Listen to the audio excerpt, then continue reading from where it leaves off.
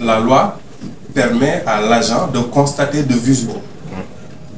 Comment est-ce qu'on peut arrêter quelqu'un pour conduire en état d'ivresse s'il n'y a pas d'alcotest au Sénégal? C'est que le constat de visu du policier lui suffit. Suffit au juge pour pouvoir condamner quelqu'un. Pourtant, en cas on ne peut pas demander à quelqu'un de constater la minorité d'une personne, d'un enfant qu'on a pris dans la rue. Ça, c'est quand la désinformation, pour moi, elle est organisée pour être comme ça. Et ça, c'est une source de désinformation. L'autre source, c'est par exemple ce qu'on appelle les journalistes engagés. C'est une des pires sources qui soit, même d'ailleurs. C'est les journalistes qui ont déjà choisi un camp politique ou dans une cause donnée, que ce soit la question environnementale et autres. C'est pour ça, dans les pays anglo-saxons, eux, ils préfèrent directement que le journaliste annonce son engagement.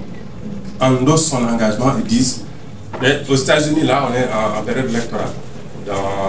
En ce moment même se tient la Convention démocrate. D'ici dans les 2-3 prochaines semaines qui arrivent, tous les grands médias américains, chaque grand média américain va annoncer le candidat qu'il soutient. Publiquement, c'est-à-dire le New York Times va dire, moi j'appelle à voter pour X. CNN va dire, moi, et ils vont faire chacun va faire un truc public. Même si certains l'ont déjà fait. Par exemple, le Times a clairement affiché son soutien, en tout cas être contre Donald Trump. Si Joe Biden s'est retiré, c'est parce que les gars se sont informés au niveau du Parti démocrate et ont vu que les grands médias américains n'étaient pas prêts à le soutenir, vu tout ce qu'ils voyaient et autres. Donc là-bas, c'est un choix clair, ça permet à la personne qui les lit de savoir quelle est la position du tout. Les journalistes individuellement même affichent leur truc. Moi, je suis journaliste, je suis républicain. Moi, je suis journaliste, je suis démocrate. Moi, je suis libertarien. Moi, je suis ça, je suis ça. Ici, on nous dit que le journaliste doit être neutre. C'est difficile de demander à un citoyen qui vit une situation de rester neutre dans ces choses-là. Une autre question que j'ai eue... Alors, Madame Gueye a dit que les jeunes sont les acteurs de la désinformation. Je vais juste nuancer. Pas forcément. Je vais juste nuancer. Vous savez, ceux qui produisent de la désinformation volontairement, quelle est leur cible? Les personnes de plus de 50 ans. Parce que c'est eux qui partagent ça le plus souvent. Regardez dans nos groupes WhatsApp familiaux là. Qui sont les personnes qui envoient les liens les plus douteux? C'est eux les grands vecteurs de la chose. C'est pour ça que je nuance. Et par contre, là où vous avez raison, c'est que les gens qui vont agir, c'est-à-dire que quand je lance une désinformation en disant, par exemple, je vais donner un exemple, il y a des Guinéens qui sont en train de tabasser des Sénégalais au centre-ville. Ceux qui vont aller au centre-ville pour essayer de s'attaquer aux Guinéens, ce ne seront pas les vieux de 50 ans.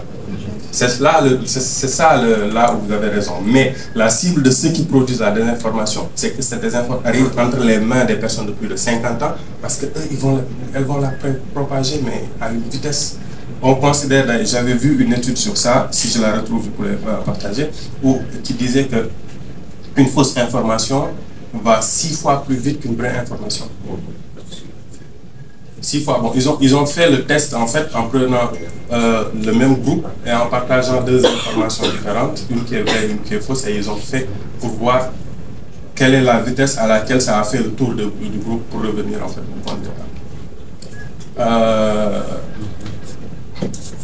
Quelqu'un avait parlé d'intégrer les religieux. Je pense que le jeu de lutter contre la désinformation, il n'y a pas d'acteur à exclure. Il faut intégrer tout le monde.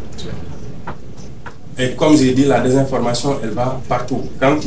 Chaque fois qu'il y a une campagne de vaccination au Sénégal, que ce soit pour les enfants, que ce soit contre Covid et autres, l'argument de si vous vous vaccinez, vous ferez plus d'enfants est ressorti. Chaque fois. Par exemple, je donne donc, c'est juste pour dire que ce n'est pas seulement en politique ou en économie. Quel est l'intérêt de quelqu'un de ne pas vouloir qu'un enfant soit vacciné contre la COVID? Moi, je n'arrive toujours pas à voir. Mais pourtant, il y a des gens qui ont vu leur intérêt et qui ont produit une fausse information dans ce sens. Donc, le jeu des intérêts, il est vaste, énormément vaste. Et chacun ira faire ce qu'il veut dans la chose. les juristes sont là, la quantité de désinformation qu'il y a eu sur les textes du gouvernement du Sénégal, de l'État du Sénégal, jusqu'à ce que tout le monde devienne expert constitutionnaliste au mois de mars, c'était extraordinaire. Genre, des gens ont cité des textes qui n'existent pas. Des gens ont interprété des textes, des gens ont cité des textes qui existent, mais en enlevant un mot, parce que ce mot-là est le plus important de tout. Ou en omettant carrément un alinéa. Un alinéa. C'est-à-dire qu'ils vous prennent un texte qui a 4 alinéas, ils citent l'alinéa 1, 2, ils sautent le 3e et ils vont directement en 4e. Et c'est arrivé avec le Conseil constitutionnel aussi. Des gens vont vous dire même, je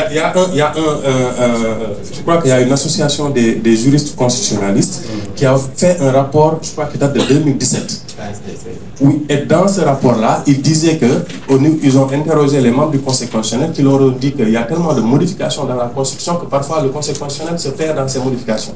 Le jour de l'installation de la 14e législature, moi je n'étais pas à l'Assemblée, j'écoutais la radio et le journaliste à la radio a annoncé que le président de l'Assemblée est élu pour 1 an. Je lui ai dit, en fait, j'ai vérifié et je l'ai appelé pour lui dire, écoute, ces 5 ans, ça a été rétabli avec la réforme constitutionnelle de 2016. Et il me prend en photo le texte, donc le règlement intérieur de l'Assemblée, qui leur a été remis par le secrétaire général de l'Assemblée le jour même à tous les journalistes qui sont arrivés. Et ce texte parle toujours de l'élection d'1 an. Ça n'a pas été mis à jour. C'est-à-dire que l'Assemblée confirme, le ministère de la Justice ne met pas à jour nos textes. Le texte constitutionnel n'est pas mis à jour. Même celui qui est sur le site du Conseil constitutionnel. C'est-à-dire que vous allez faire une recherche. Vous tapez sur Google Constitution du Sénégal. Je vous donne 3 ou 4 sites. Vous aurez le site de l'Assemblée nationale, le site de la présidence, le site du ministère de la Justice, le site du Conseil constitutionnel. Les 4 versions de constitution qui y sont ne se ressemblent pas. Et même pour le règlement intérieur de l'Assemblée. Et même pour ils ont donné aux journalistes un règlement intérieur qui n'était plus daté, qui n'était plus à date. C'est-à-dire que toute la presse a annoncé que parce qu'ils ont lu le règlement, le président est élu pour 1 an. Moi, j'étais au courant qu'il y a eu une modification. J'ai appelé le confrère que j'ai entendu, je lui ai dit, mais vous êtes sûr? Et il m'a envoyé le document en me disant, c'est ça qu'on nous a donné. Je lui ai envoyé moi le document que j'ai en lui disant, à partir de la réforme de 2016, c'est ça qui est en vigueur. Si aujourd'hui il y avait un système centralisé qui mettait à jour tous les textes, c'est-à-dire qu'on a voté une réforme, on prend tous les sites publics où cette réforme se trouve, où cette loi se trouve, on leur dit, vous avez 24 heures pour mettre à jour cette partie-là. Mais vous allez sur le site de la Sénat, vous risquez de tomber sur des versions du code électoral qui ne sont plus atteintes. La Sénat a été même obligée de faire un communiqué pour dire de ne pas se référer forcément au code électoral qui est sur son propre site. Au lieu d'enlever ce qu'il y a. Ça, c'est un problème c'est pour ça que je dis que la lutte contre la désinformation, il faut omettre personne en fait. Il n'y a pas à exclure les religieux ou à dire on associe les religieux, ils sont dedans. Vous allez même trouver des religieux qui font de la désinformation quand ils vont interpréter certains textes de la religion parce que leur intérêt y est dans ce sens-là. Ça arrive très souvent.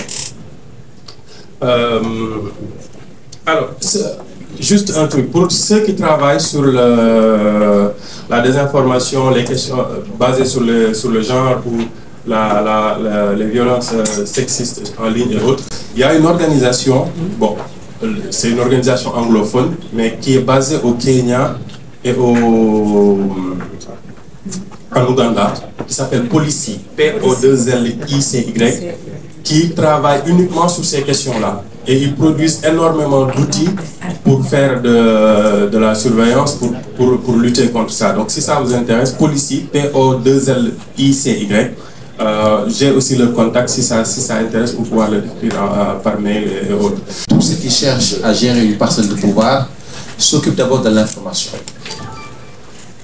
C'est aussi simple. Et aussi, ceux qui sont dans des luttes de pouvoir font tout aussi pour que leur voix soit audible. Et par rapport à ça, il y a des canaux qu'il faut contrôler, qu'il faut gérer. C'est aussi simple que ça. Et donc, ce qui fait que comme c'est une lutte d'intérêt et également aussi de positionnement, chacun réagit malheureusement selon ses intérêts. Quitte à tronquer la loi, la charia, la Bible ou en tout cas les textes du pays. Ce qui fait que finalement, on est pris dans un gros piège. Et dans ce magma-là, les journalistes ont un rôle à jouer. Pour nous, ils doivent être équidistants, professionnels et indépendants. Et ne se fier qu'à la bonne information, juste et vraie, vérifiée, recoupée. C'est ça. Et d'ailleurs, à la veille de chaque élection, Correct sort un communiqué pour rappeler ce principe fondamental qu'est l'indépendance des médias vis-à-vis des chapitres politiques. Mais surtout aussi, si un journaliste doit s'engager en politique, qu'il se libère de ses charges professionnelles pour aller faire de la politique. Comme ça, au moins, il ne va pas induire en erreur le public qui le suit. C'est simple. Et il y a eu des cas, quand même, où le Correct a eu à écrire à un média pour demander à ce que ce journaliste-là soit déchargé. Et ça a été le cas. Et pourtant, en son temps, le code n'était pas encore voté. Donc, le Correct n'avait pas encore cette légitimité juridique. Donc, pour vous dire qu'en fait,